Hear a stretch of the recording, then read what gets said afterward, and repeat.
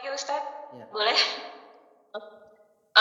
Dalam surat Wal Asri dijelaskan bahwa setiap manusia pasti akan mengalami kerugian, kecuali orang yang beriman.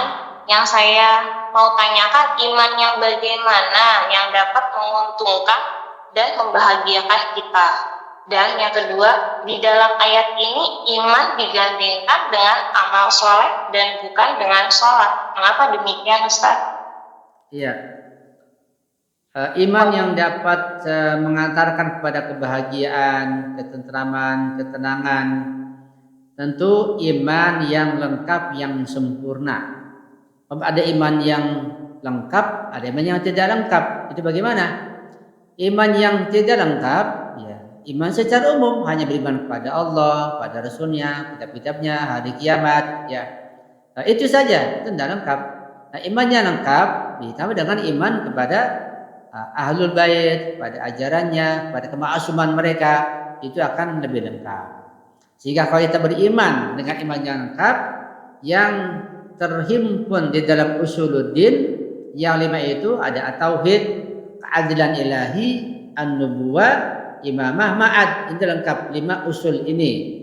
Nah, kita pelajari semuanya secara detail, secara mendalam, dengan pemahaman yang benar dan mendalam, maka itu akan melahirkan ketentraman.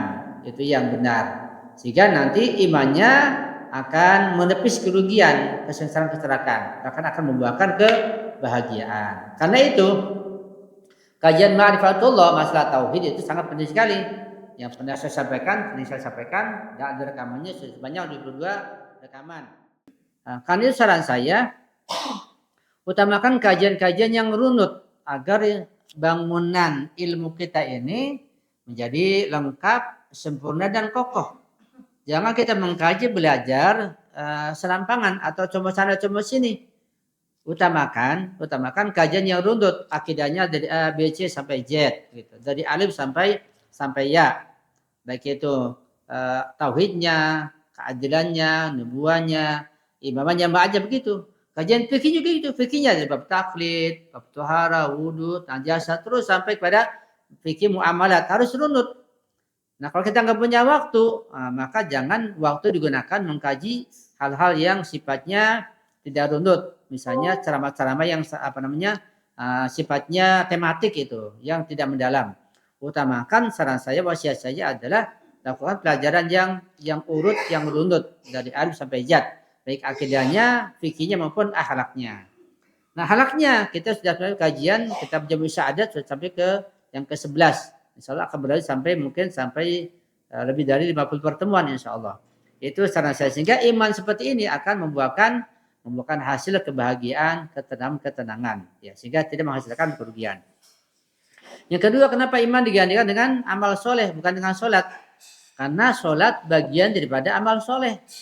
Kalau sholat saja, maka berarti tidak meliputi amal soleh yang lain, kayak zakat, puasa, sedekah, infak, membantu orang lain, dan seterusnya. Sehingga dikatakan iman digantikan dengan amal soleh, karena amal soleh meliputi semuanya, meliputi sholat juga. Jadi sholatnya, puasanya, zakatnya, infaknya, sedekahnya, membantu orang lain, bagian pada amal soleh. Disebut amal soleh karena harus soleh amalnya. Amal solehnya bagaimana? Ya diterima. Yaitu yang fikihnya benar, tidak ada ujub, tidak ada riya, tidak ada kabur, yang ada hanya ikhlas pada Allah dan berwilayah. Singkatkan bahwa imannya itu iman yang meliputi usuluddin yang 5 itu dibimbing oleh Imam Ma'sum, melihat para ulama sehingga akidahnya benar, dan juga amali sholihatnya dengan fikih yang benar. Fikih berdasarkan mazhab Ahlul Bait dengan bimbingan para marja dan para mujtahidin insyaallah. Sehingga nanti semua ibadahnya menghasilkan kebahagiaan dan ketenangan dan ketentraman dunia akhirat dan menepis kerugian. Tidak menjadi orang yang rugi. Jangan sampai kita beriman juga, sudah juga termasuk orang yang merugi karena salah jalan, salah kita dalam mengambil pelajaran. Itu mungkin globalnya seperti itu, Ibu. Ya, karena masih ada soal yang lain. Baik, Ustaz, terima kasih. Ya,